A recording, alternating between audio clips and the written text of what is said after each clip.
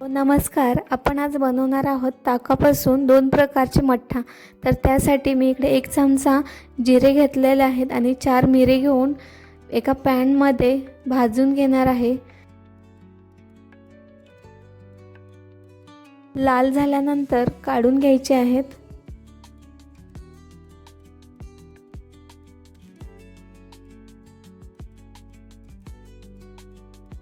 एक मिक्सरचा जार घ्यायचा आहे. त्यामध्ये जिरे आणि मिरे घालून 1 चमचा साखर घालायची आहे. त्यानंतर बारीक वाटून घ्यायचं आहे. इकडे मी बारीक वाटून घेतला आहे. बघू शकता तुम्ही, छान अशी पावडर आपली बनवून तयार झालेली आहे. भांडं घ्यायचं आहे आणि त्यामध्ये मी ताक घालून घेणार आहे. मी आधीच ताक बनवून घेतलं होतं. तुम्हाला दही घालायचं असेल तर दही पण घालू शकता. नंतर 1 चमचा मीठ घालायचं आहे आणि 2 चमचे जिरेपूड आणि साखर बारीक वाटून घेतली होती ती घालून चांगलं असं हलवून मिक्स करून घ्यायचं आहे. नंतर इकडे मी 7 ते 8 पुदिन्याची पानं घेतलेली आहेत. स्वच्छ धुवून घ्यायचे आहेत. त्यानंतर कट करून घेतलेले आहेत. आता आपण घालून घेणार आहोत.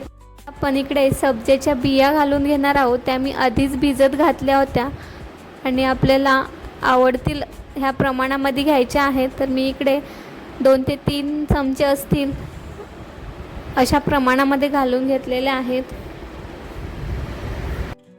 छान असा आपला पुदिना फ्लेवरचा मठ्ठा बनवून तयार आहे. तर कसा वाटला नक्की सांगा.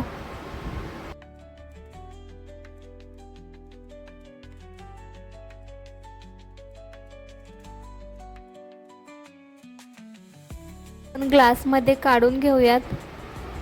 ग्लासमध्ये काढून घेतल्यानंतर जर तुम्हाला बर्फ आवडत असेल तर बर्फ घालून घ्या आणि छान असा मठ्ठा आपला पिण्यासाठी तयार आहे.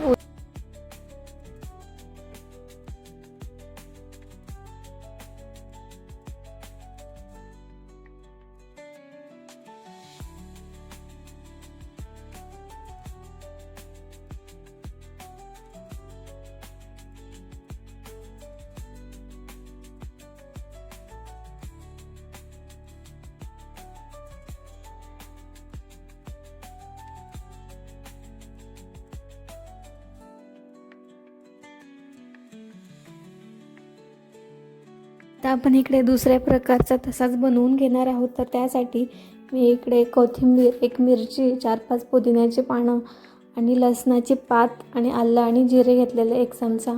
ते आपण एक मिक्सरचा जार घ्यायचा आहे. त्यामध्ये लसणाची पात, पुदिना, आलं आणि जिरे आणि 1 मिरची घालून बारीक वाटून घेणार आहोत.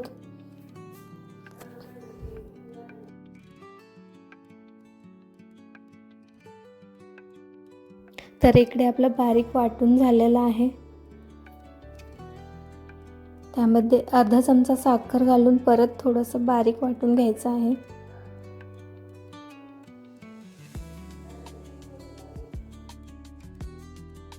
एक भांडं घ्यायचं आहे.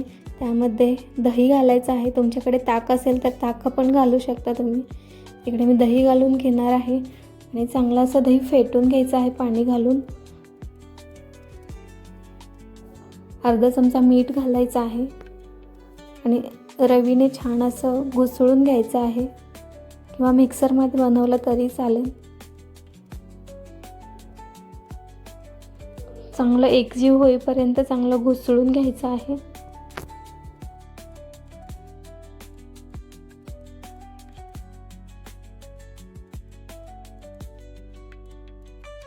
चांगलं एकजीव झालेलं आहे घुसळून.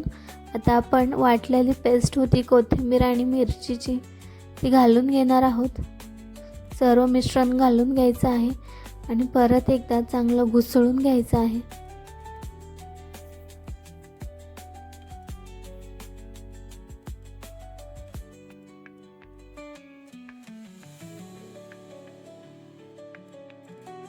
अर्धा चमचा ओवा घालून घ्यायचा आहे आणि परत एकदा घुसळून घ्यायचं आहे.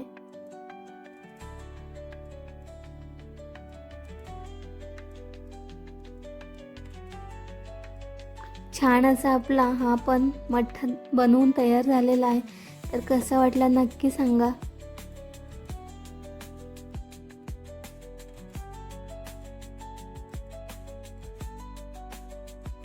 आता इकडे आपण ग्लासमध्ये काढून घेणार आहोत. जर तुम्हाला बर्फ आवडत असेल तर बर्फ घालून घेऊ शकता किंवा असंच फ्रीजमध्ये ठेवून घ्या.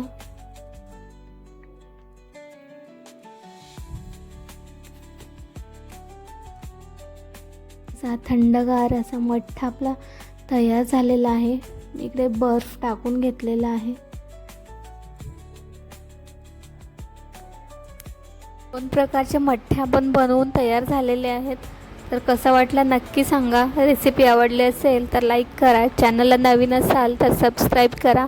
चला तर भेटूया नेक्स्ट रेसिपी घेऊन. तोपर्यंत बाय बाय. व्हिडिओ पूर्ण बघितल्याबद्दल धन्यवाद.